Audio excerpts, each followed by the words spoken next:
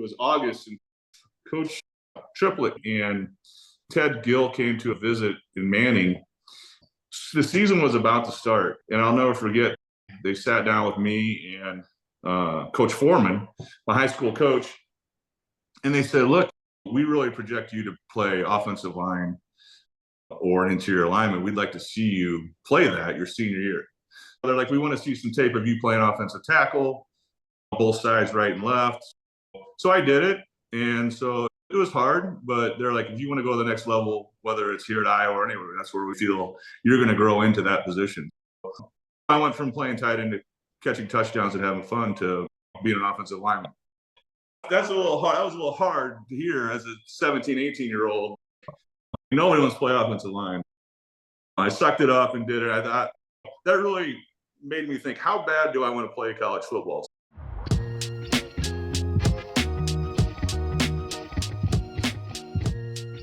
Welcome to the Gallery at Hurley Unfiltered podcast, Iowa Football Rewind. Subscribe now on YouTube or your favorite podcast player to get a behind-the-scenes look that you won't find anywhere else. This episode, we're excited to welcome Jared Kerkhoff, offensive lineman from the Iowa Hawkeyes, 1994 to 1999. Jared, welcome. Thanks, guys. Appreciate it. I'm a big fan of your show. That's great. Thanks. We've got one fan at least. Woo! Yeah, that's right. You got one. I saw the ticker go up one more this week. Yeah. We went from 3 to 5 or whatever it is. Yeah. All our parents and relatives. You got to start somewhere. So you grew up in Manning, Iowa. Tell us a little bit about that, what that's like.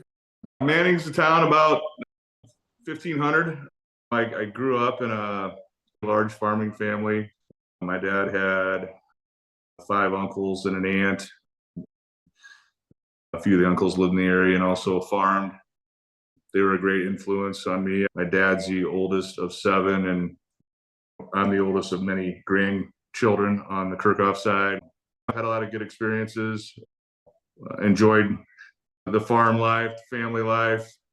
It was a great childhood growing up.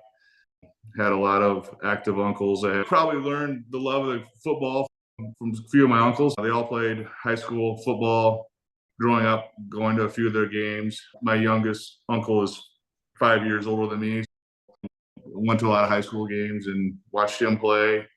That's where the love of the game for football started for me.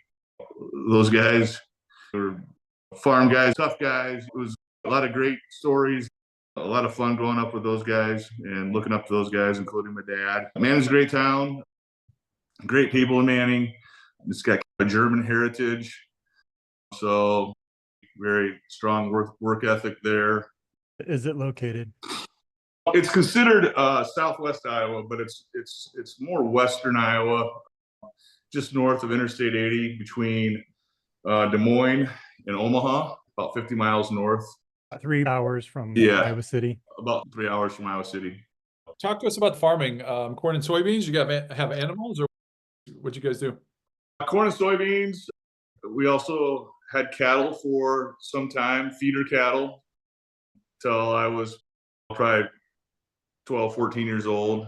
The cattle market went to hell, and they didn't feed any cattle anymore. My dad had hogs. We fed hogs, feeder pig hogs, where you feed them to market weight and then sell them. And that's probably when I decided, probably about 16, 17, when I'm knee deep in hog shit, that maybe there's something else I want to do in life. And I needed an outlet, and sports was a big part of that for me. I played football, basketball. I'm the oldest of 3. My sister is 3 years younger than me. My brother is 8 years younger than me. We joke that a brother graduated high school, my dad stopped feeding pigs or having livestock in general. And it takes a lot of work to have livestock. So we always give him a hard time that his free labor left the farm. But truthfully, the hog market, it really took a nosedive, and that's when he got out. Yeah, like a lot of Iowa farmers.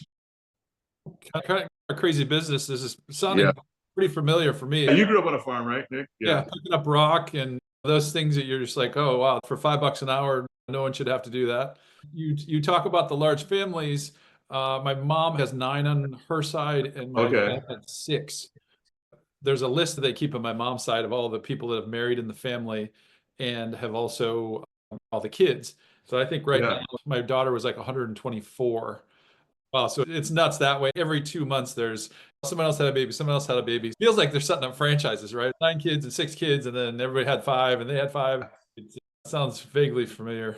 I was talking to my banker today. Yeah, my dad was one of 7. My mom was one of 9, both large Catholic families. We were talking about cousins for some reason, and I lost count how many cousins I have, but also how many kids they have had. But we certainly keep in touch. I just remember holidays were a lot of fun, especially on my mom's side. My grandparents lived in Cedar Falls, Iowa, and we'd go there for Christmas. I just remember there'd be like 20 of us cousins spread out on my grandparents' living room floor in a small house in Cedar Falls. It was a lot of fun. It was a lot of fun growing up that way. And a little bit about my family. My daughter is 21 and my son's 18. I have stepdaughters. Sophie's 10 and Grace is 8. But Addie and Ben are my 2. I feel like we're the last generation with big families, and those memories are gone. My kids don't really have cousins. My siblings don't have kids, and it makes me sad when I think about holidays, the energy that brings with families. Yeah, I think there's something to be said working in groups like that. You grow up, you're not the center of attention, and you have to get along with everyone, and just the socialization that way. Yeah. A different environment with fewer kids that way. So talk to us a little bit about, were you guys all Iowa fans to start, or? It's interesting. For whatever reason, my family, being in Western Iowa, you get hit with a lot of Hawkeye fans, a lot of Iowa State fans, a lot of Nebraska fans, because we're like 2.5 hours from Lincoln, 3 hours from Iowa City. Ames was 1.5 hours tops. So yeah, you get quite the mix. My family had always, at least as far as I can remember, they were always Hawkeye fans. I think a big part of that, Coach came in 1978, and I was Coach Fry. He was just so down to earth, and that's why he related to so many farm families, because he was a farm kid from Texas. He never forgot that part of it, and that was a big part of why Coach Fry related to so many, well, not just farm families, but so many families. I think that's the biggest reason my family were big Hawkeye fans at that time. Iowa State definitely had their struggles, and I think the families and people that were big Iowa fans or even Iowa State fans, they're tired of hearing about Nebraska, and Nebraska was certainly successful in the 70s and 80s and 60s, and I think at that point everybody's tired of hearing about them winning. So it was fun to see Iowa up and come, and Coach Fry made that all happen. Yeah, that's great. It's amazing how sports can take over communities, right? They can hope, they can inspire them, get them all excited, all that stuff. It's great to see it that way. Why don't you talk a little bit about your recruiting process once you started having success in football, where you were looking at who talked to you from Iowa, and go down that if you would a bit. Yeah, it's interesting. Coming from a small town, it's hard to get noticed or seen. I have an 18-year-old son who played college basketball at Wayne State. And so having seen the AAU stuff on the basketball side and all these, you got Twitter or X now, you've got all this social media. There's so much out there. There's so many ways to get seen. It really came from a close family friend of ours. There's a family in Manning that we were friends with, the Volstead family. There's 5 brothers. I was best friends with the youngest one. And Nick, I know you met Spanky. You remember Pat Volstead? I don't remember. I know you've met him. Spanky, Patrick Volstead, he had 4 or 5 older brothers, and Brad Volstead was an older brother. They all went to Iowa.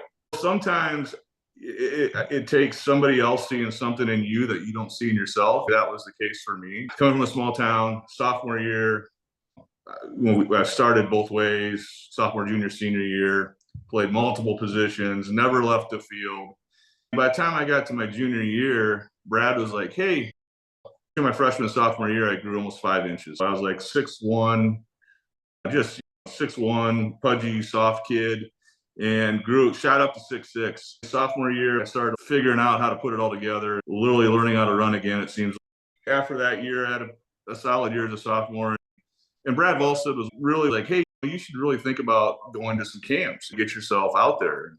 And my family, didn't know. I had uncles that had played college football at Morningside College and Buena Vista College, but I didn't know what that world was really like. Brad and Spank really encouraged me to do that. They made VHS highlight tapes. I played basketball as well, and they put some basketball footage there. And then it was just a matter of getting in a car and going to camps. And that takes place, I know, today in football. And I just signed up I went to Iowa's camp, Iowa State's, Nebraska's camp, mainly those three. I can just remember my first contact with a college coach really was the first camp I went to was Iowa's. And one of the first guys I had met was Dave Triplett. And I know that Brad had talked to Dave Triplett about me and my size and a little bit about my playing time at Manning at the time and made contact with him with film. But once I got to the camp, it was interesting how that all went down, because back then we went to camp and you're running through drills. And I remember like day one, when you're running drills, you're doing skills and drills. And then I remember like day two, they break you up into teams or groups, and they're like, okay, they call off your name and you're like, okay, this group go over here. And I just remember the old practice fields at Iowa. And we were like, the camp, I felt like the camp was going on, and there's about 12 to 14 of us over here by ourselves. We're like part of the camp, but not.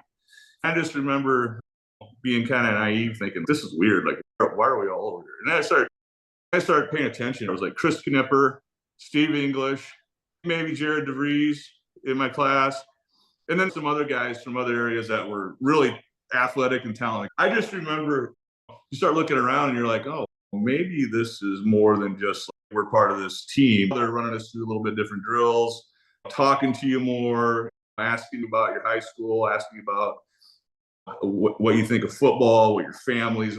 And remember, that was probably a big part of my first contact with college coaches. And I don't know if that happens anymore. I don't think so. It's definitely different today. And I feel like there's more exposure out there for kids, but that was a big part of what my first contact was with a college coach. And then I did the same thing at Nebraska. Certainly it was a little different, but similar situations. Were you just going in blind to these camps? Oh, Just yeah. registered and just showed up? Right? Yeah.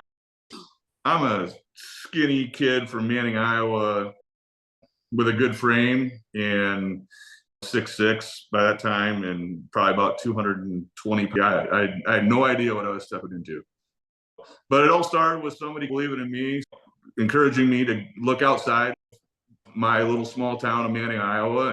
That's one thing I've tried to encourage my kids. It's one thing that I tried to pass on, my love for the game, through Bettendorf Youth Football. I would talk about some of those experiences. You never know who's watching. I mean, that was one of those cases where I walked into it blind, and that's where things took off. And ironically, I'll start at Iowa and ended at Iowa as well. So when you were at those camps, when you started looking around at these other guys, you named some really good athletes, right? Jared DeVries was Yeah. Fourth round pick or whatever he was for the Lions, and Chris Knipper and Steve English. You, at that point, you were athletically comparable at that point, or you more work to do, or what was your mindset? I guess on this show, I like to dig into like how people got to where they are and what they thought about, challenges they had, the mental side of it. So what did you do in that regards? I left there thinking I had a lot of work to do, definitely when it came to just being stronger. And I knew I needed to gain some good weight. And that really was the spark. Having the experience of being at a camp in Iowa City was a big deal, coming from Manning, Iowa. The first time I went to an Iowa game was the first time I was recruited there and asked to come up there for a visit. I can remember all those feelings of how big the place was and how exciting it was. But I left there not thinking, maybe it's too much. I left there thinking, I want more. I want to see more of that. And so that was when I went back and really hit the weights hard, really asked more questions, and just wanted to become a better player and put myself around good people. The interesting story with Coach was after my junior year, I had played several positions. I played a defensive end. I was like a stand-up outside linebacker. And I played tight end my junior year as well. And then I remember after my junior year, I went to a camp again, and they pulled me aside as a staff and actually had hinted towards me, hey, we could see you playing more interior D tackle or off. And I was still maybe 240 pounds at that time. And I was like, there's just no way. And I'm there and I'm watching Iowa and I'm seeing Brett Bielema playing D tackle and Jason Dumont and some of these guys that Mike Wells, who are just monsters. And I'm thinking, or you think about the offensive line, some of those guys, Mike Ferentz and Devlin and those guys that were older that were on the roster at the time. And I just remember thinking, there's no way I could get that big. I saw myself as a defensive end, or maybe it was August, and Coach Triplett and Ted Gill came to a visit in Manning. The season was about to start, and I'll never forget, they sat down with me and Coach Foreman, my high school coach, and they said, look, we really project you to play offensive line or an interior lineman. We'd like to see you play that your senior year. They're like, we want to see some tape of you playing offensive tackle, both sides, right and left. So I did it. And so it was hard, but they're like, if you want to go to the next level, whether it's here at Iowa or anywhere, that's where we feel you're going to grow into that position. I went from playing tight end to catching touchdowns and having fun to being an offensive lineman. That's a little hard. That was a little hard to hear as a 17, 18-year-old. Nobody wants to play offensive line. I sucked it up and did it. I thought that really made me think, how bad do I want to play college football? So I was willing to do that, and yeah. Wow, I love that they dialed it. We want you here and here. Yeah, I think there's a lot of high school coaches that might have taken offense somewhat and say, how you're telling me how I should play my players, but clearly Coach Foreman, who's a great coach, we were fortunate to have him at Manning for a long time. He had the best interest in agreeing with putting me in a place that I could succeed, not only at Manning, but beyond. He was a high school coach that really cared about his players, and he had a lot of success there in Manning. I had a question about Manning history. Has there been guys that have gone to D1 walk-ons or one of the early people that made it out? I believe at the time I was the only D1. I believe that's still the case. Certainly, we had a lot of guys that played D3, a lot of guys that played D2.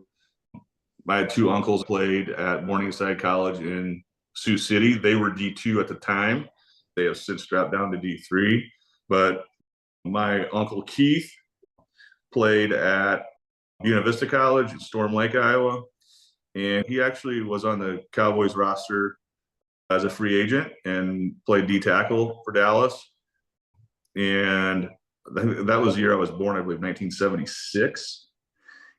He had a hip injury. I think it was more like a hip pointer injury, something that somebody would be able to rehab and continue their career, but it was a career-ending deal at the time.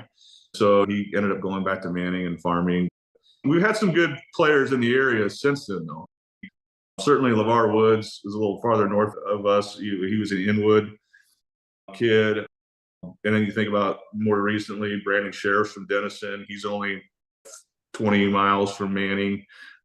The biggest one right now and the hottest name is Cooper DeJean. Cooper's from Odebolt Arthur. We used to play them in high school. So they're definitely putting out more players now in Western Iowa. And it's not a lot, just because there's not a lot of population out there in Western Iowa once you get past Des Moines. But the coaching staff seems to at least recruit the area pretty hard and try to find us. You guys were A or 1A? We were 1A. It's a lonely drive out. So my senior year, we were one game away from going to the Dome. Our good friend, Jed Dole, Mars Galen, their team beat us to go to the Dome. I didn't like Jed very well when he was a junior when I was a senior, and that was a talented team. They had a kid that went to Kansas State. It's always interesting to run into guys that you played against. You think they're assholes when you show up, but then you become good friends. In fact, Jed was one. I was in Miami last year, and I had reached out to Jed. He was over in Europe watching a soccer game with his son or daughter. But yeah, try and keep in touch with some of those guys. Yeah, that's great. So to clarify, when you say the Dome, that's the you and I don't, but in high school football, the last 2 or 3 games they play there. Yep.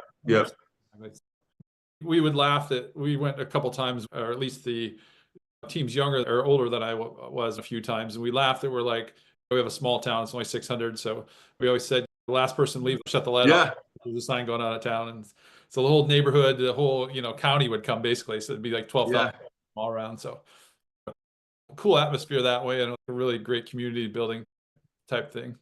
Yeah, I would say I had the last one turn the lights out experience when in basketball.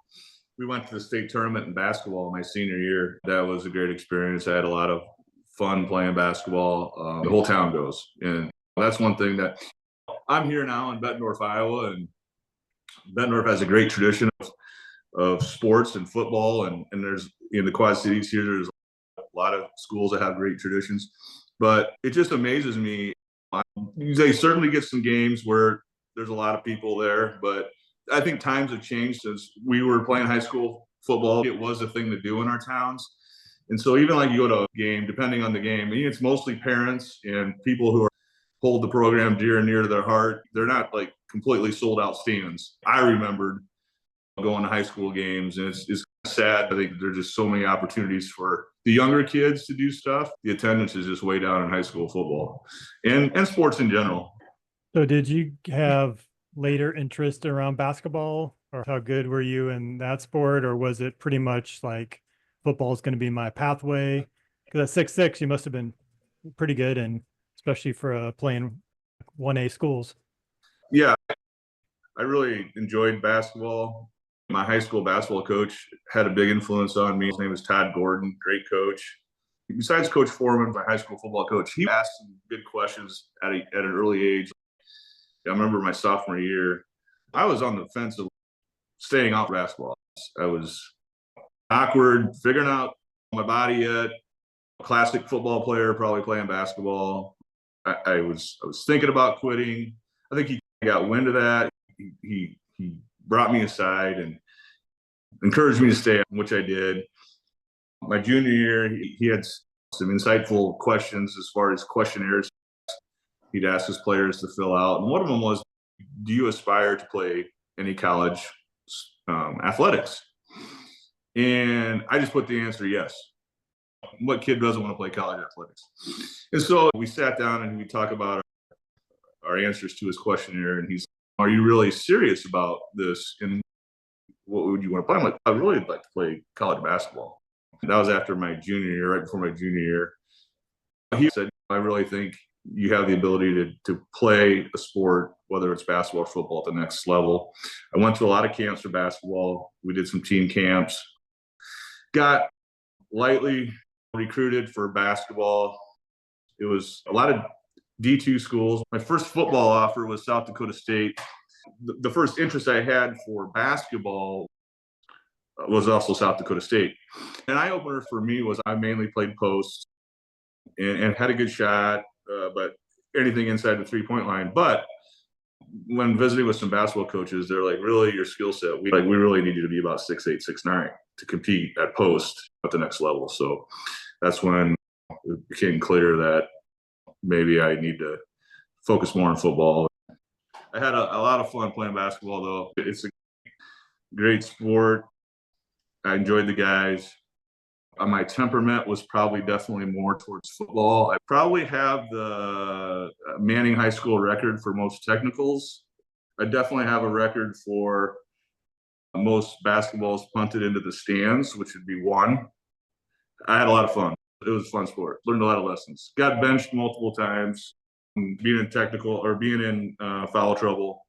It also led to some fun dunks that I had out of just being angry about being benched. The game, basketball is definitely a game of controls. You have to learn to control your emotions, and your body is a great experience, and also contributed to football. Any broken? No broken backwards. No. I think the sport that might have been for us might have been lacrosse.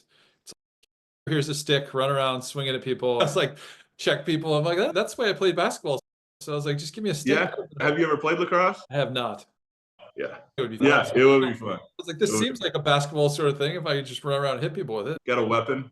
of weapons, all those antics that I had in high school basketball, it didn't set well. And yeah, it made the other coaches frustrated. So the next year, I remember going to my senior year, I remember talking to Coach Gordon, and he's our basketball coach, and he was like, yeah, I think you're better suited for football. We're going to give up on the basketball thing. So going to state basketball had to be pretty cool, though. that was a good experience. Actually, interesting thing is my son, last year as a junior, he started for Bettendorf, and they played in the state tournament exactly 30 years after I had the privilege to play for Manning, except he wasn't playing in the barn. You guys remember the barn, Veterans Memorial Auditorium? He was across the street at the Wells Fargo Arena. We had a lot of fun with that. And last year, Ben being there brought back a lot of good memories. But yeah, that was probably the first big venue experience of playing in a big venue like that. And it was a big deal because Clay Edwards was a big-time player from Winfield Mount Union. Of course, Jess Settles had just graduated. Jess Settles was a freshman at Iowa at the time, but Clay and I were seniors that year. We played him in the state tournament and lost. They're a very talented team. It was fun to watch Clay's career at Iowa State. Well, It sounds familiar to my basketball career too. I didn't go out my junior year, and then I shot up 4 or 5 inches, and then I'm like 6'4", and I'm like, maybe I'll try basketball again. Yeah. But I had to figure out how to run. We do the backwards drill, and I'd trip over myself and fall. It was so awkward. We did end up going to the barn. That was cool. We got t-shirts. That was a really cool experience. Football teams weren't good enough at the time to go to the Dome, so that was the first time I really got into a state tournament thing. Yeah. I didn't have a lot of people interested in me as an athlete as a freshman in high school at 6'1" and pudgy, but when you come back, you grow 5 inches in the summer. When I was a farm kid, I didn't see a lot of people in the summer. We were on the farm and I was working, and it's pretty family oriented at that time in terms of just being around my parents, my brother and sister, and my aunts and uncles that also farmed. I just remember coming back to school and people were like big eyeing me, but you grow 5 inches in the summer, and the basketball coach is more interested in you when that happens. So you got San Diego or South Dakota State interest. Who else expressed interest? Who did you have to pick from? Did you do any other recruitment with Iowa, or how did that progress? It was interesting. North Dakota State at the time, we used to be called the North Central Conference. That was a really big conference. A lot of times the D2 national champion would come out of that conference. Morningside College was D2 at that time. They were there. I had 2 uncles that had played there, so they had showed a lot of interest. Probably the big thing was also then Iowa State, Kansas State, because they were ag schools. I had a lot of interest from them. And then Iowa and Wisconsin. I actually had some interest in Wisconsin as well. I didn't visit all those schools, but I was honing it in on one. I went to the Iowa State-Iowa game in Ames that year, my senior year, and Jim Walden was the coach. Iowa State was really down. Jim Walden, he's quite the character. Before the game, he came and visited with recruits, and he was talking about winning the national championship and winning the Big 8, winning the national championship. And I just remember even as a 17, 18-year-old kid thinking, how about a winning season first? Growing up, I don't think Iowa State ever had a winning season. So I remember seeing that a little bit. The interesting thing is I remember we won the game and we're sitting behind the stands. And again, it's DeVries, Knipper, me, Timmy Dwight. We're all sitting there in the stands. I remember us sitting there, and I think it was Jared DeVries. He's pretty soft-spoken, and he's just, we were sitting next to him, and he was talking. He's like, so like a what do you think moment. Hey, are you really looking at this play? Are you really thinking about Iowa State? And Timmy was talking, and Timmy's, asked him, he's like, no, I just came here for the ticket. I just came here to come to the Iowa State game. And so we watched the game, and I just remember we talking, the consensus was, if Iowa offers, we're going to go to Iowa. We want to go to Iowa. And so that was the consensus from all of us that were there. I remember that moment. You guys were all there for Iowa State. Yeah. Yeah. Yeah.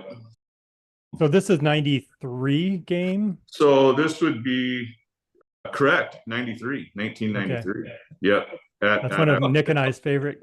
One of your Was it favorite the games? 30-mile-an-hour winds that game? Yeah. Had a 6-yard punt. Yeah, it was terrible. And this is a year after Bielema told Walden off. Yeah. That's classic. Even watching Bielema, it was fun to follow his career and some of those guys that got into coaching. I was watching Bielema coach his bowl game this past year and him supposedly taunting the opposing sidelines. And I just remember thinking Bielema hasn't changed a bit. And I had a really good connection with Bielema because Bielema was from Provincetown, Illinois. His family was a big pig farming family, and he was a grad assistant when I was he really took me under his wing in terms of asking how I'm doing off the field and out of practice and stuff.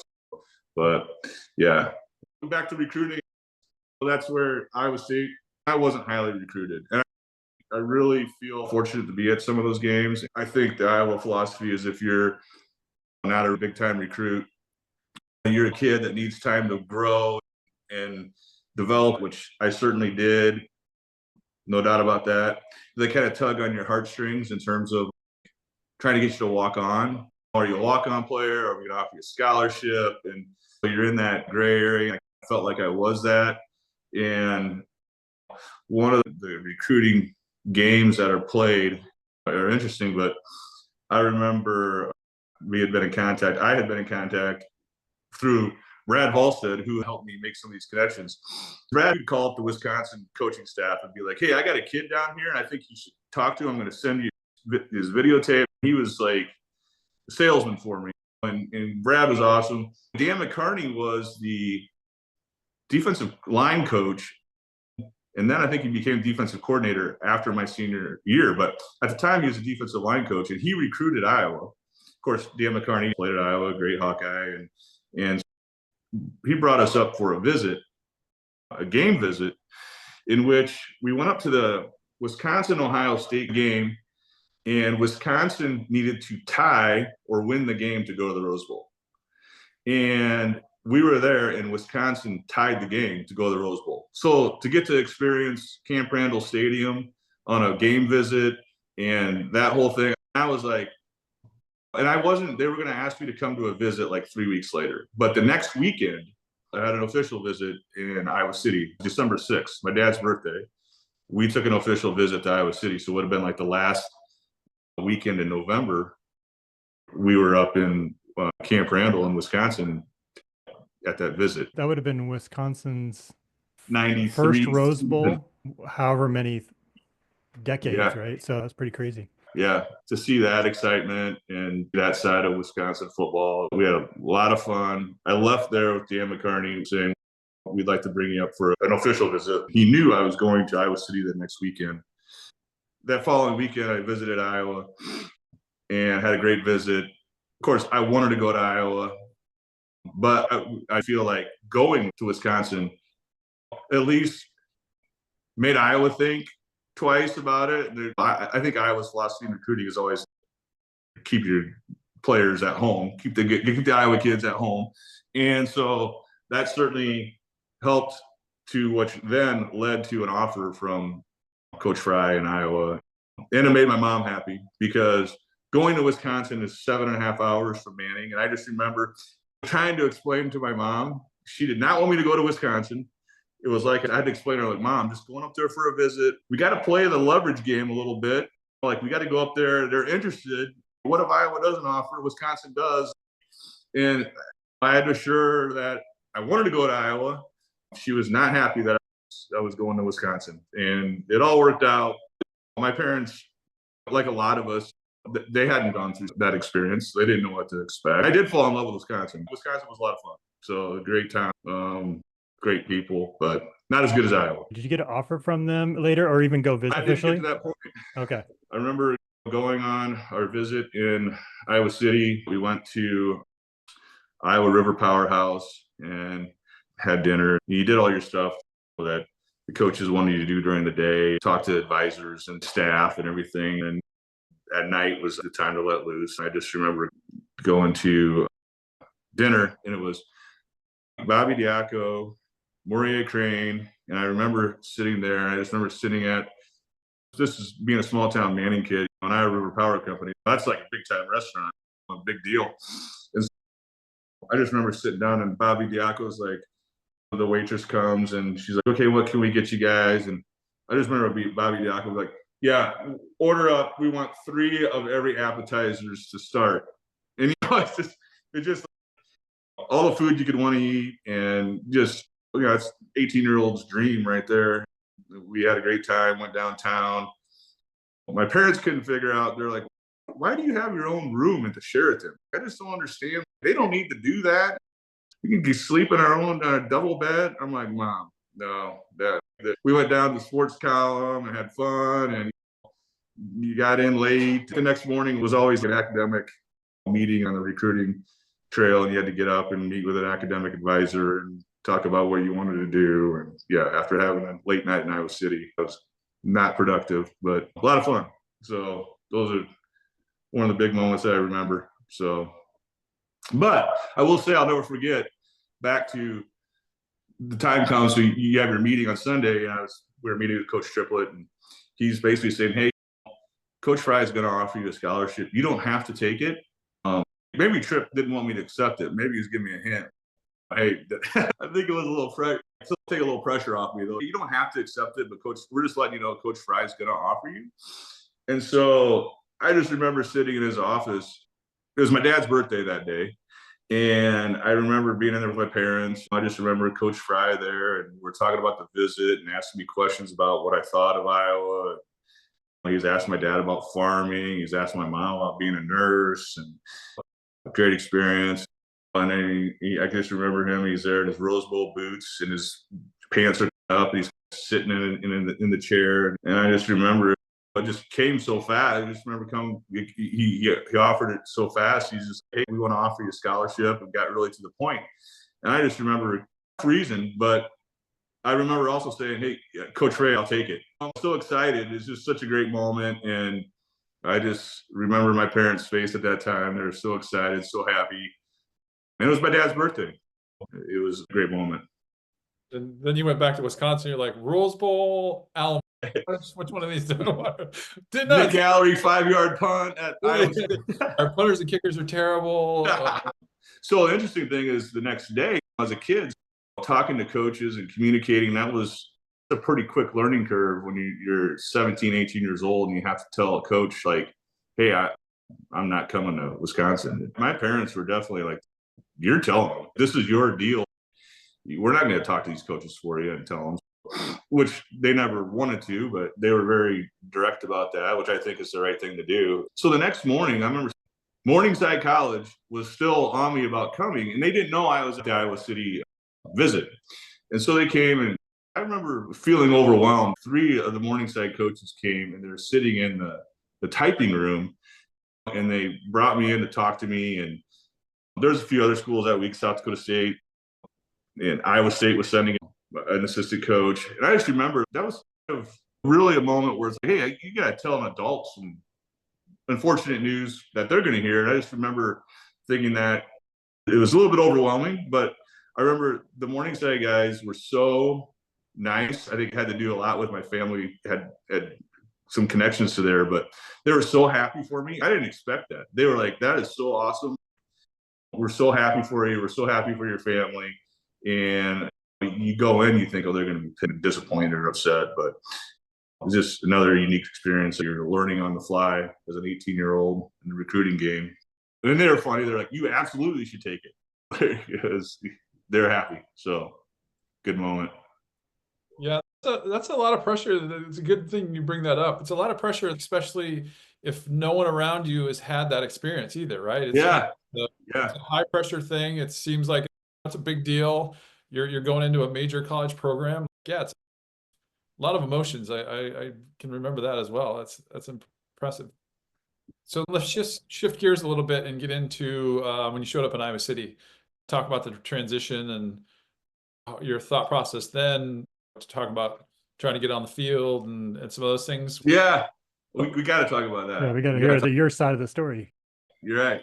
they made it clear they wanted me to redshirt. And it's really interesting to me because linemen, I look at these kids coming out of high school today and they're just like ready to go. I just feel like these guys are ready to play, especially when you start talking about line play, defense and offensive line.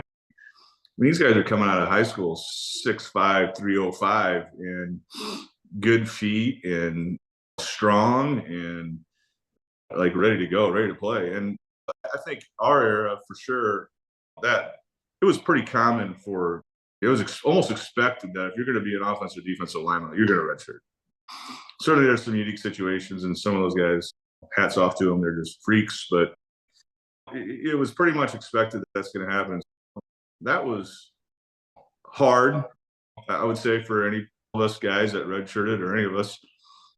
I can't say I was really homesick during football season. You're just so busy and you're just trying to grasp everything. You're trying to learn everything. You're trying to take it all in. And some days you're trying to survive. I can remember some moments where probably towards the end of two-a-days for sure, maybe middle of the season. I can't recall when it was, but I just remember, I think that's what's so awesome about being a part of the Iowa football program is one thing I didn't expect. Certainly there was a lot of hard lessons, and certainly there was a lot of tough guys on the team. Some of the toughest guys ended up being some of the nicest guys to me and helped me out. I'll just never forget one time. Any kid has had that moment where you're like, man, I just don't think I belong here. I don't see it happening here. And you have that moment of doubt. I just remember one time sitting at the locker room after a tough practice, just getting my ass kicked, throwing all over the field. And I just remember sitting there, two unsuspecting guys, Ryan Abraham and Parker Wildeman, come by and they sit next to me at the locker room. I wasn't visibly upset. I just had tough practice. And they, for no reason, just came up, sat next to me and, hey, man, we know how you're feeling. And you're not going anywhere. You're staying right here. You're going to suck it up. You had a tough day, tough week of practice, but you're going to get through it. And I remember them specifically saying, every single guy in this locker room has had that moment where you don't think you belong. And they even said, there's guys out here that are playing that still don't think they belong. They have bad moments too. I'll never forget that moment because I wasn't as successful as I wanted to be at Iowa. Didn't really play till my senior year, grounded out, stuck it out. I just remember thinking, I need to do that for somebody. I remember my senior year, there was Andy Lightfoot, and ironically, he lives here in Bettendorf now. He's a successful urologist, but I remember Andy sitting across the way from me in the locker room, and it was just funny. You don't think you're showing that, but you can just see a defeated look in somebody's eyes. And I just saw that look in Andy. I remember saying, hey, you're going to be all right. You just got to hang in there. We've all been there. Andy went on to was one of Coach Ferentz's first successful seasons, and it was all Big Ten. Andy's a favorite of mine, but I tried to do that after you feel like you got your feet underneath you, maybe your redshirt sophomore year. I just remember trying to do that for a few of the guys, only because it started with somebody like Ryan Abraham and Parker Wildeman doing it for me. You just pass that on. So I think that's a big part of Iowa's culture today. Great moment at that time. Great moment at a low time. Once the spark of an idea is lit, the fire catches, and given the fuel it needs, the flame grows. For those who are motivated to do something great, it doesn't matter where you come from or how you get started. That fuel comes from within. In Templeton, Iowa, our fire was lit generations ago. Today, it burns brighter than ever, fueled by the idea that every glass of our Templeton Rye whiskey creates an opportunity for your own spark to ignite. I guess those guys were probably the guys you were going against every day too, right? I started out as a D lineman as a redshirt freshman. We had a bunch of injuries on the O-line. Depth was a problem. And by no means were they asking me to go in there and start, but they were like, hey, I got a coach. Verducci came down and was like, hey, Coach Fry wants to set up a meeting with you after practice. Go up and meet Coach Fry in his office. And I'm like, oh, shit, this is not good. What is going on? You start reflecting on everything when you're asked to go up in Coach's office. And it was a lot. It reminded me a lot of the conversation they had with me in high school when they asked me to change positions again. It was, oh, here we go again. They asked me to play offensive line. I really felt like I had more of a temperament for defensive line, but same conversation. Remember, we told you we wanted you to possibly try out playing both positions in terms of D-line and offensive line, and we really want you to make that switch. So I did reluctantly. It was all downhill from there, but we had a great experience. So no, Parker and Abe were fellow defensive linemen at the time. So when you came in, did they give you an opportunity to choose between the offense and defense, or they were more just like your defense works? No, I think that they wanted to have me try defensive line first and see how it goes. Some of it was just Matt Redmond, remember him? He was a player out of California. Massive dude, good kid, great guy. He had a major career-ending back injury at the time. He was our age, and a couple other guys had gotten hurt. Like Ian Davis had some injury issues. So that was one of the reasons they had asked me to flip over at the time. But again, you just willing to do what it took to get on the field, and trusted the Iowa coaches that they had a vision for each player, and that's what they needed at the time, and that was their vision for me. I really feel like when I see kids today, they're not willing to do that type of stuff anymore, especially at the transfer portal. They're not willing to go through some of the things we went through. Football culture is being lost as we speak and as we watch football unfold. They don't fight through things. You don't have guys hanging around to play their fifth year. They're going to transfer somewhere else. It'll be interesting to see what this generation is like in 20 years. Yeah, we've debated that a few times, Brian. I think there's maybe something to be said about kids having the opportunity to play, and that maybe moves the needle more towards their development. But also, yeah, there's those times that you just have to fight through adversity, and if you don't have that kind of muscle to do that, I think it's a hard thing to encounter. You hit some headwinds, and what do you do with it? How do you get through it, and how do you talk yourself through it and do the work and all those other things? Yeah. Being willing to adapt is huge. I know just in what I do for a career now, and given some of my family history with being willing to adapt and going through tough times. My grandpa was in the Korean War. My great-grandfather survived the Prohibition and Depression, and they were bootleggers. And my great-grandfather's recipe is now what is known as Templeton Rye. I think about that stuff today in terms of what my career is. I think about the lessons that Coach Fry, how he built his program and what he instilled in all of us in terms of put good people around you and good things will happen, and work hard. And I think about that stuff a lot. There's a lot of things that I think about in my business now as a home builder, residential developer, real estate developer.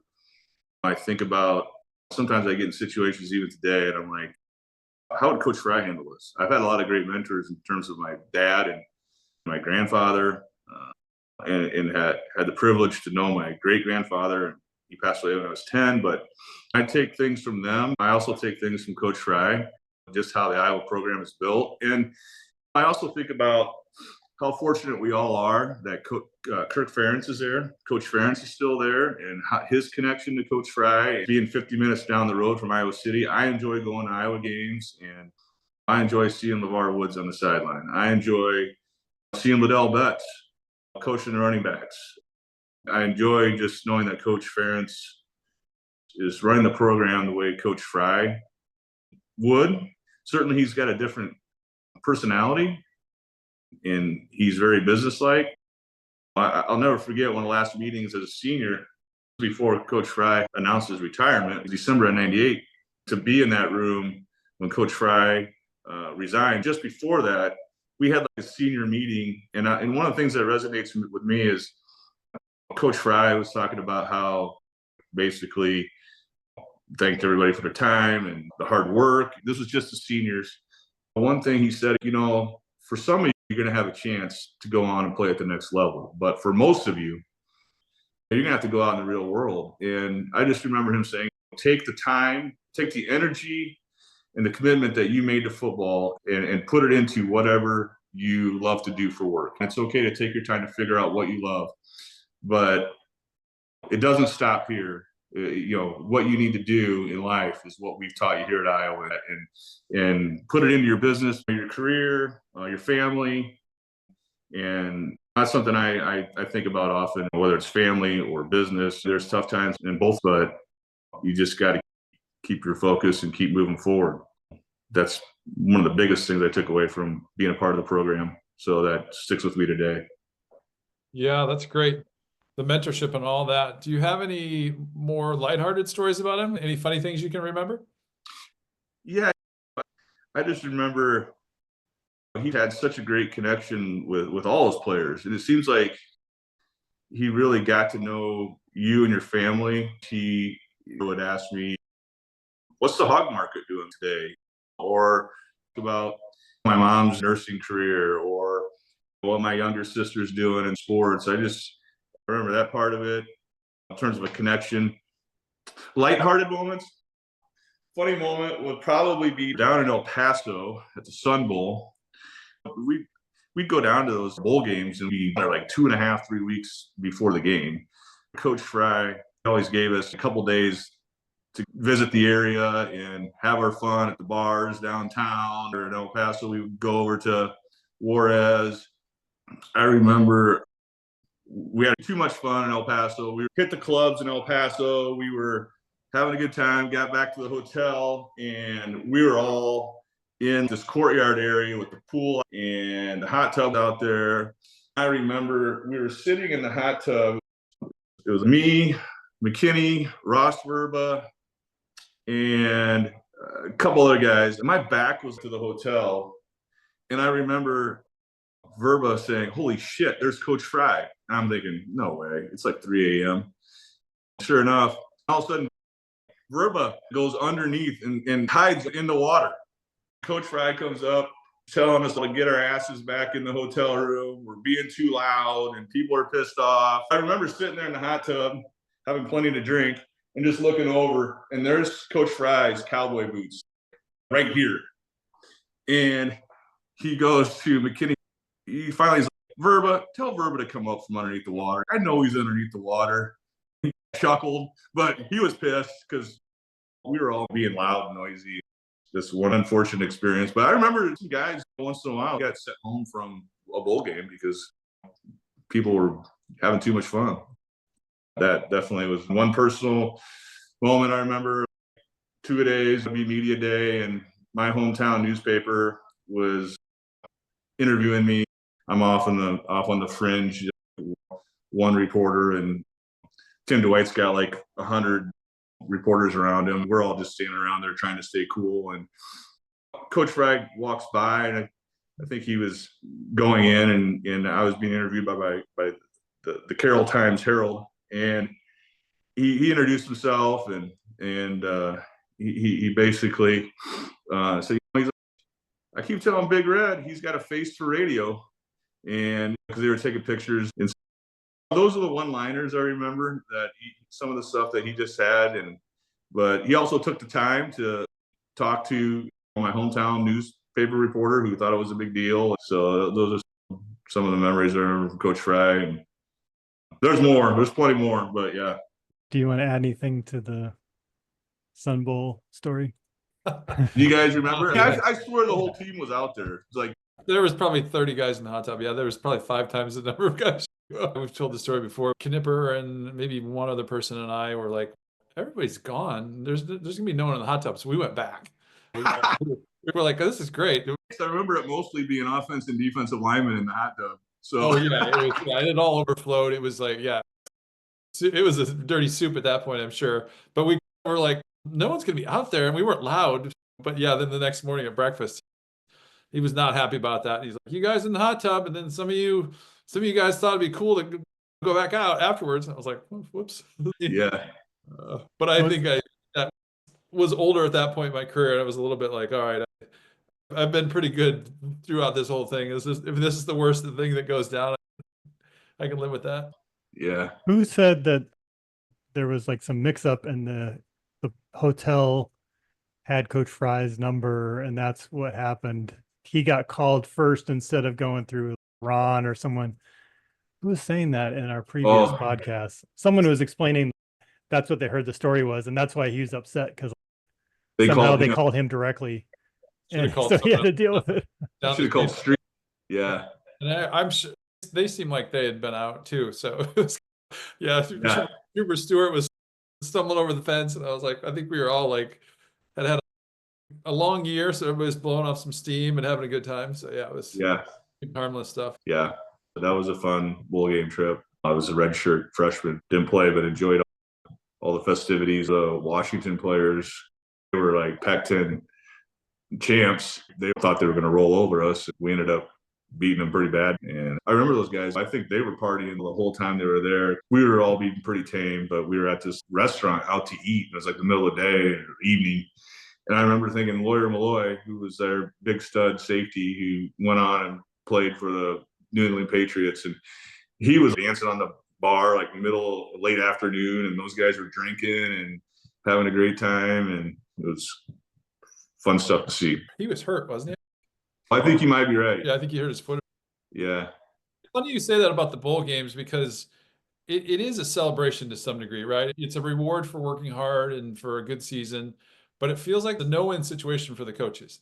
Coaches go down there, you got to let your guys have fun, you got to do the certain stuff. It's good for the school, all that. But then if they lose, they get bad mouthed, and it's held over their head The next year. Yeah, if you're not in that top 10 grouping, does it matter if you were 8-5 or 7-6 or whatever those numbers were? Wins are great, but is it really equal with what the game is, right? It's more of a fun atmosphere in that. Yeah.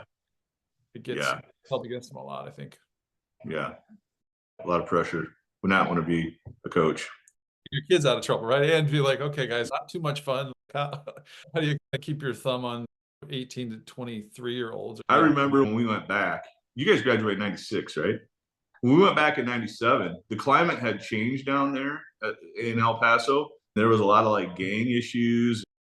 In 95, we went across to Juarez and went to the market. I remember coming back from there and negotiating, having fun with that, on the Mexican culture and learning a lot. And Tim Dwight buying a gold chain. We're all sweaty on this trolley coming across Rio Grande, and he just bought the necklace like an hour before, and it's like green and melting off his neck. And he thought he got a great deal. Timmy was great. He was funny. But in 97, we went down there, and Coach Fry was like, absolutely no one goes across the border. If you go over there and something happens, they were like framing Americans. If you go over there and they arrest you, whether you did something or not, there's not a damn thing we can do for you. So we're not telling you not to go across the border, but we went across the border. I think Coach scared the daylights out of us and didn't want us going over there. And it was pretty much said, don't go over there. But I remember that had changed a little bit from 95 to 97. What about on-field stories? Any good stories from, you worked your way up, you got a lot more playing time your senior year? Anything you remember during games? I remember your junior year, like Iowa State, we were at Iowa State. I just beat the hell out of them, having a great game, having a lot of fun. One thing I respected about Coach Fry is he was always respectful towards the other coaching staff, but one message always sent was, we want to keep the pedal down. They're a college football team too, and it's their job to stop us. We practice football, they practice just as hard. I remember being in some of those Iowa State games. There wasn't a lot of change in play calling, especially early when we were up big as a younger player. I remember the expectation was still the same, and the older guys expected that as well. And that was a lot of fun to be a part of. My senior year, my last game was Iowa State. They had great players like Andy Katzenmoyer was their big time player, and playing against them. It's just it's fun to be a part of it. It's fun to watch some of those players, even though I never had the opportunity to go on and play at the next level, but it's just fun to be a part of. I would say one of my bigger regrets is probably getting out of college. You're trying to figure out your career, you're trying to figure out things. I remember having opportunities to maybe go watch Timmy Dwight play, or Mike Goff, Jared DeVries. I wish I would have maybe like actually gone and watched those guys play, because now as an older player, as an older person, you don't have those connections for one weekend to go live through them and watch Timmy play or watch Mike Goff play or Jared DeVries, Ross Verba. I wish I maybe would have taken some time to do that and support them and appreciate their career rather than just watching it on TV. That's such a unique experience. And all those, mentioning those guys, but they're all good friends and good teammates. And I'm probably missing a few that played in the NFL, but it's just a unique time in your life, 20, 21, 22 years old, and being in that environment. Those guys, tremendous guys, and it's awesome that you were able to make it. I wish I would have had a chance to, or put more effort into that as well. You're trying to figure out who you are at that time as well, as a 22, 23-year-old. So that's hard, but yeah, good time. Yeah, I think the trajectory at that point in life sends you all in different directions, right? You know, you're such a team for so long, and then it's, hey, you kind of figure stuff out on your own, or you're out of that group that you were for a long time. Why don't you tell us, like, if you could tell kids today, what advice would you give going through the process you did, working your way up to starting and doing all that? What would you tell kids, or what lessons did you learn throughout that? The biggest thing I would say in going through some tough times, certainly at times out of college, is sometimes you just got to keep going. You just have to trust what you're doing, evaluate what you're doing. But there's days you literally have to put one foot in front of another to get where you need to go. I think today, with the influence of social media and the want it now mentality, is really hard just to be able to focus on that next step and have faith in that next step that's going to get you where you want to go. But it's just having a commitment to whatever process it requires to get you where you need to go. Just buy into it and then take time to enjoy it. I'll be honest, there's a lot of times I didn't really enjoy being at Iowa. I mean, there's times it was hard in that locker room. And there were hard conversations and there were hard days, but there are times I wish I had enjoyed it a little bit more. But it's so competitive. I didn't have a lot of injury issues, but I had, some back issues my sophomore year with spasms and some things, and being able to push through that stuff. And it's hard because you don't want to miss practice. Somebody's going to take your spot, and you don't want to give up any reps in practice. But also, it reminds me a lot of life too, a home building business. And if I don't wake up every day feeling like I don't have a job and I've got something to prove, and I think that's lost on kids today. I think it's not something that is valued, and that's one thing I think kids just want to be, if you're talking about athletes, they all want to be in the NBA, they all want to be in the NFL, but they truly don't want to take that next step that it takes to get there and consistently do it and grind it out. And that's probably the biggest thing I would say to kids today. Just be willing to take that next step. And sometimes that's the biggest win of the day, is getting through the day and doing what you need to get better, whether it's in sports or in life, and doing things you don't want to do every day. That's great. Let's talk about after school. I thought we were going to clarify the Matt Hughes story. Okay, so Before we leave college. Yeah. Let's hear your side before we leave college. Yes, I forgot about that. I watched that video like twice, but still watching it. yeah, I'll replay it tonight. But you know what? Matt did a great job of describing that situation. It's so competitive, and you're trying your hardest in everything you do. It was ones versus twos. I was on the twos for offense, and I think it was my sophomore year. I taught the practices were so physical, even when it was upper shell or maybe it's a Thursday, things still got pretty physical. And I just remember today, looking back at football, I feel like The 90s was an interesting time to play football. You start talking about weightlifting became a big thing, late 80s. Using your head as part of a tackle or a block was a big thing. If there's one thing that I remember about that situation with Matt is I was playing right guard at the time, and I had to pop out on the linebacker who was Vernon Rollins. And I love Vernon. Vernon and I are friends.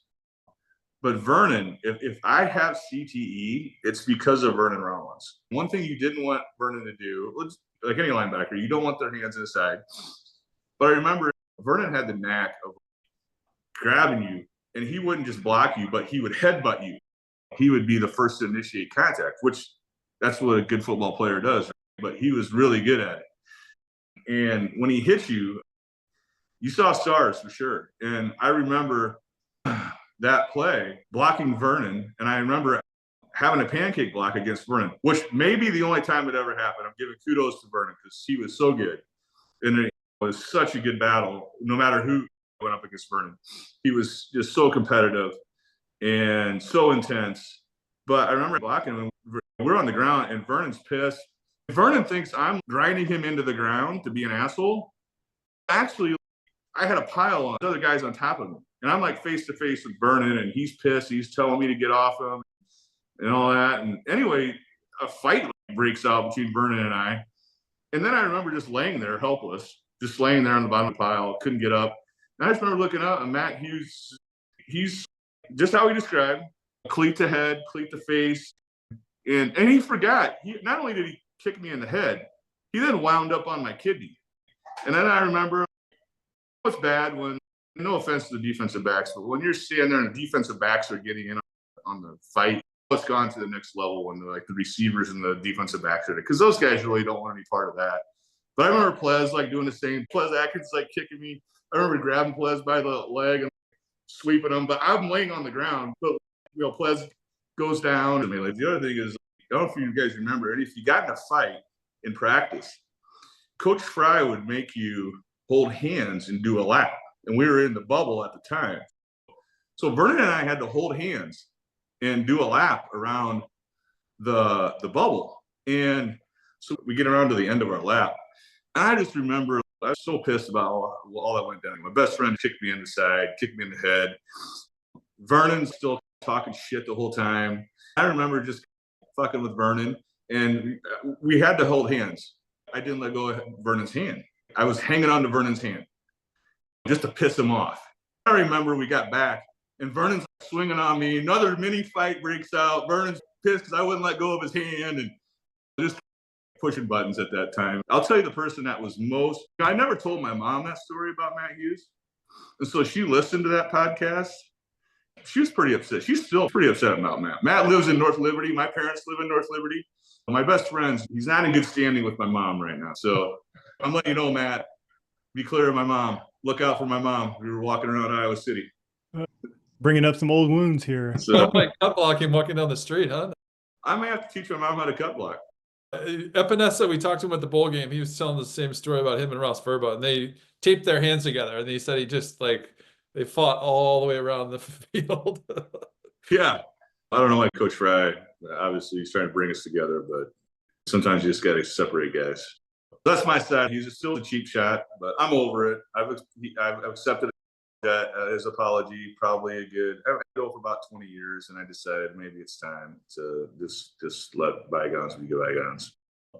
But we have a good time with it now. We still do. Hopefully mom will forgive him. We'll find out, Matt. So we'll see, Matt. And not to disparage the receivers and the D-backs, but I feel like those fights are like NBA fights, right? They're like a lot of arms are moving, but not a lot of good contact. I'm surprised at the number of fights that would happen in 2 days throughout the season. That I don't recall anybody breaking their hand, but how stupid were we all? Let's go swing on somebody with a helmet. I mean, it's just stupid. Just the way we used to train, right? Just the 2 days, just banging head. Yeah. Hot, it's miserable. Yeah, you're just wanting to be anywhere else besides there at that point, right? Yeah, it's all beat up for sure. From what I heard, at least, I didn't physically have to do that myself. You played a little tight end, Nick. Come on now. A little, not much. I remember that. I wanted to, but didn't get much of that done. It's all right. But yeah, let's carry on. What's after school? Also talk about Templeton Rye a little bit, because I don't really think I know the full story there. And then, yeah, just how you got to where you're at today. I talked a little bit about what I took away from Iowa in terms of building my business. When I was there in the summers, a lot of us guys had summer jobs. I had a friend of a friend from my hometown who had a framing crew. I didn't see going and sitting behind a desk. I farm kid, wanted to be outside. So like I framed houses with a friend of a friend. I enjoyed that process of watching a house being built and being a part of it. I would work on the framing crew from 7 till about 1:30 and go and eat, and then we'd go lift and train and drills and run stadium stairs on Fridays and all that stuff.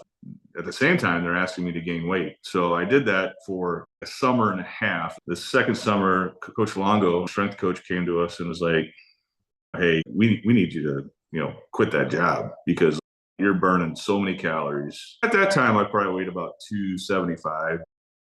They wanted to get me up to 295, which is about where I played, 5 to 295. I ended up quitting the job. I really enjoyed that process of home building and framing. And then that kind of went into, after I was done, I had a group of friends, one of them being Matt Hughes, Aaron Klein, Mike Bartolini, Corey Hauser, Derek Rose. Some of those guys from Chicago area. A lot of those guys had an opportunity on a couple sales jobs in the Chicago area. And I remember coming back, and my girlfriend at the time lived here in Bettendorf. And I remember coming back, trying to get out of Chicago, and I was stuck in rush hour traffic for 2.5 hours, 3 hours. And I just remember thinking, this is not me. So came back here, came through Bettendorf, and made the decision then that's not for me. And this is January of 99 now. So I remember going back and I was going to contact Jeff Kreger, who I was framing with, and get on his crew and frame until I figured out what I wanted to do. At that time, there was an opportunity to work for a contractor here in town in Bettendorf. He was a great mentor and showed me the ins and outs of building, and I did that. And that kind of turned into what I'm doing now. The goal always was to build on that.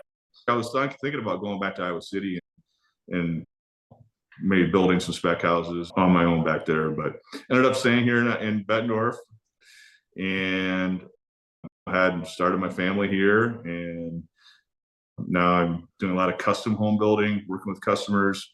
John Deere is a big employer here. Moline is the headquarters of John Deere, but a lot of their execs live here in Bettendorf. People want to live in Iowa versus Illinois right now. And I enjoy that. The part about what I do, I enjoy is just the team building aspect of it. My brother works for us now. He's been with me for about 12 years. And Nick's been great. He's been a big part of what we do. I enjoy learning all aspects of what it takes to build a home. I'm happy to be doing what I'm doing. And the part I enjoy is the team building aspect of it. I have a couple of trim carpenters that are employees. I have a bookkeeper. Nick is a project manager. And we use subs for the plumbing, heating, electrical aspect of it, and subcontractors for some other parts of it. But still, I enjoy that because even though they're subcontractors, they're guys I enjoy working with day in and day out. Nick's definitely on the job a lot more than I am now. I enjoy being on the job, but I'm more working 2-3 months ahead of them in terms of trying to find work, trying to develop land and turn them into lots. I enjoy that part of the team building aspect of it. It definitely has challenges, and I enjoy that. It's been good. So that's what I'm doing now. Why don't you give the name of your company and where you're doing this so people can do that? Part of this is giving guys the platform to promote their businesses as well. So if you want to go ahead and do that, that'd be great. Yeah, it's Kerkhoff Homes and Development. Mainly here in Bettendorf. I'm building upper to high-end homes here, anywhere from a 3,000 square foot, 2-story to, we built some houses that are 10, 12,000 square foot. basically price ranging from $750 to $4.5 million. And I enjoy the custom part of it, getting to know our customers.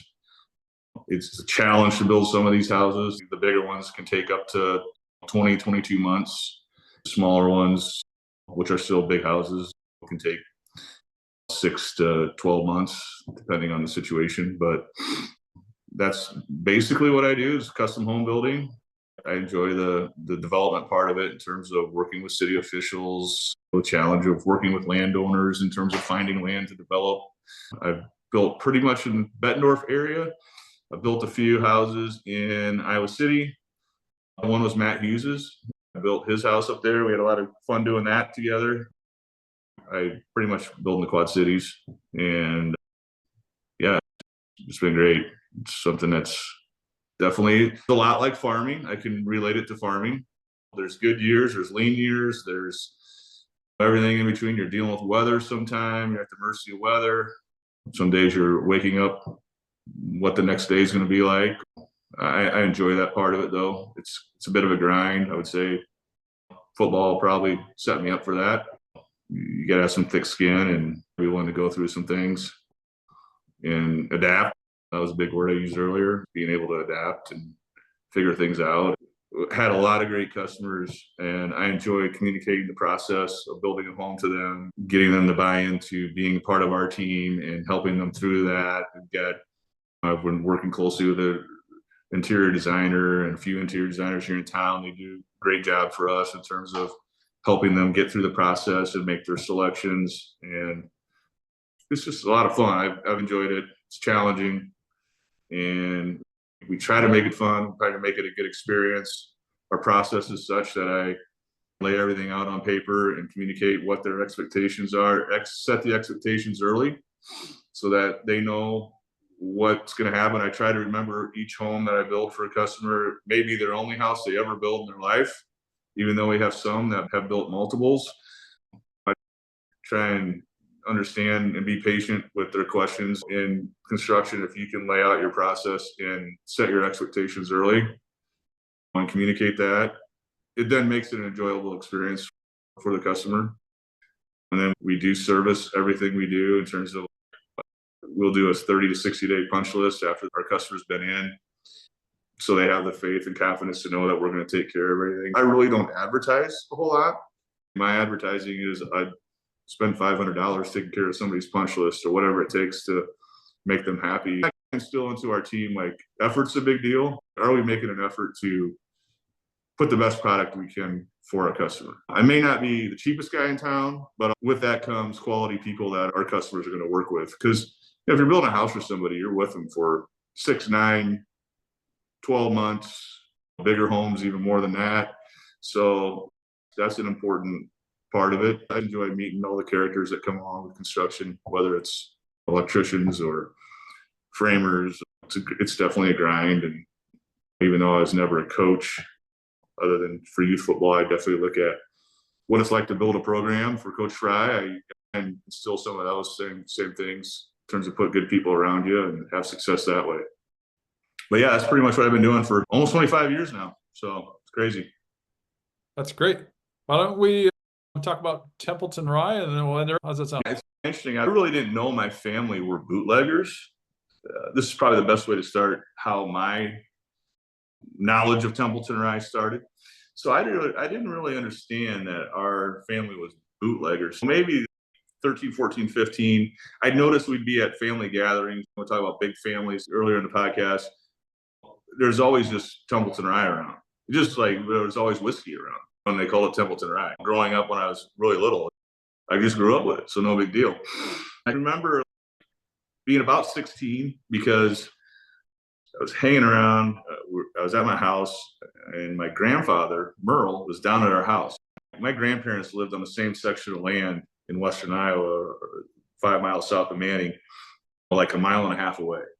But really, it was my grandpa hanging around on a Saturday night at our house. I was getting ready to go out, probably do something I shouldn't, and meet up with my boys, Spanky and the gang. Grandpa was there, and my mom and dad were like, "Hey, why don't you just hang out with us tonight?" And I'm like, "No, this doesn't sound like a fun Saturday night hanging out with your mom and dad and grandpa. They hinted towards it. And so finally I was going to leave. My mom was, no, you just stay. And my grandpa and dad want to show you something. And I'm like, okay. With an attitude, I stayed and wasn't happy about it. But we go down to our machine shed, and down there about 9-10 o'clock at night, they had a still set up. So I learned all about the process. We made whiskey all night. We did it at night because it is illegal to make whiskey if you sell it. But we did it for family tradition and for our own enjoyment and to carry on what our great grandfather did. I learned about our family history with it. It was a lot of fun staying up all night making whiskey and learning the process. Fast forward to 2000, my grandfather was approached by an uncle who wanted to go public with it and start producing it to sell. And it's actually an Iowa graduate by the name of Scott Bush. He contacted my grandfather about getting the recipe. It wasn't just my family that did it in the Prohibition and Depression era.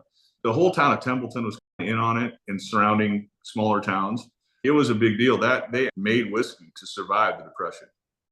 The grains and livestock prices were so bad that they were bootlegging it to survive, literally survive, and sell it. And there's all kinds of stories in Templeton about it was sent on a train to Chicago, and people who helped organize it and sell it back in the Depression. And it was really interesting because fast forward to 2006-ish, my grandpa was very reluctant to come out, and he hung up on Scott like 3 times. He didn't talk about making whiskey. It wasn't something you were really that proud of. He had some bad experiences. My grandfather did growing up with my grandpa getting caught making whiskey during the Depression. There's a good story I can share about that. But so finally they decide that, hey, this is a family. We're like, hey, we think this is okay. Like my uncle Keith and my grandpa had taken it to some whiskey contests in California and in the East Coast, and they had won like best of rye. And they decided, okay, well, they're going to make it. And they built a small distillery in Templeton, and there were some investors involved, and really got it to be what it is today. It actually got pretty big pretty fast. Probably they hit the big leagues before they were really ready, to be honest, but managed through that. And now it's the Templeton Rye in bars and stores today. But really, it's very rooted in Templeton. There's a distillery in Templeton. You can take a tour of the distillery in Templeton. It's way bigger than what my grandfather and uncle started out with. It's got a lot of my family history and a lot of history from a lot of great people in Templeton who survived that time. My great-grandfather's name is Alphonse Kerkhoff. He was the one that had the recipe they use today. He had a lot of influence in the area in terms of just making whiskey at that time. My family had some hardships at that time. There's some great stories that come out of that time frame. And one of them with my great-grandfather, Alphonse, was he had made a batch, and the feds actually raided him, and they had found like a small amount of whiskey on his farm. He had a court date in Fort Dodge, where the federal court was. At the time, he had 5 kids and thought they were putting guys away for small periods of time, finding them. And so he went up to his court date, and the judges were reading him the riot act about making whiskey and selling it, and like accusing him of selling it. And so they got to a point where he said, I want to take a recess, but I want your banker's contact information. So he called the banker and said, hey, I want to know how much money Alphonse Kerkhoff has in his account. And the banker's like, he's got $358.10, made up some odd number. So he comes back, and the judge says, I understand you have children at home. I'm going to not have you serve any time, but I'm going to fine you $358.10. So my great grandfather goes to the bank in Templeton to make arrangements to pay his fine. And he talks to the banker, and the banker asks him, how much was your fine? It's $358.10, which my great-grandfather thought was an odd number. What did you tell him I had in my account? I told him he had $358.10. Now, my great-grandfather actually had $700 in his account, because that was a lot of money at the time. But the point was, the banker was in on it, and he knew that judges were wiping out guys' accounts for making whiskey. And he said, I had to make it sound legit, but you're also no good to me with no money. You had a livestock loan, you had a seed loan. So the whole town was in on it. There's stories about the Catholic priest making it in the basement of the church, basement of the rectory where the priests live. It's really a hidden gem. It's a town of 400, and there's a lot of great people back there. Now, the disappointing thing is it's gotten so big now. There's a distributor by the name of Wilson Daniels, Jack Daniels. They were looking to add to their portfolio of whiskeys, and word got out that, hey, you should really look into this Templeton Rye thing. And what they loved about it was the built-in marketing. They loved the story behind it. It was a Prohibition brand. They loved the family story behind it. The sad thing is it's gotten so big now, and there's a distributor, an owner, my grandfather and uncle partially sold out, which they made a business decision, a good decision, but Infinium Spirits is involved, and they're out of California. And the sad part is they've gotten away from the grassroots part of it. They changed the label, and they used to say the Kerkhoff family recipe, like on the neck of the bottle, and they don't do that anymore. And that's disappointing. I don't think anybody from Templeton anticipated that, but it's a big business, and now you can find it virtually anywhere around the world almost.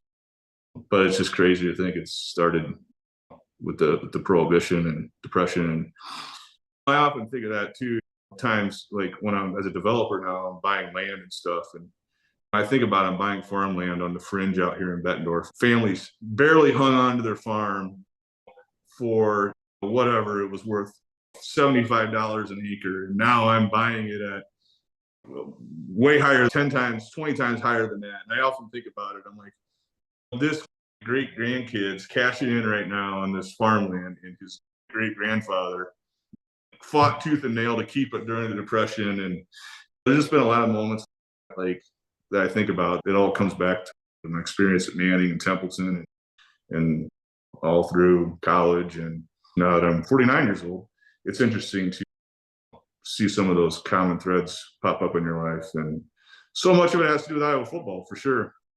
And it really was a pivotal point, I think, in all of our lives. It definitely was for me, and just what opened up my world and life. It's just been awesome. So meeting guys like yourselves. So appreciate you guys having me on. So certainly there's better football players and bigger names than me, but I appreciate you thinking of me, and great experience. Hope you guys are doing well as well.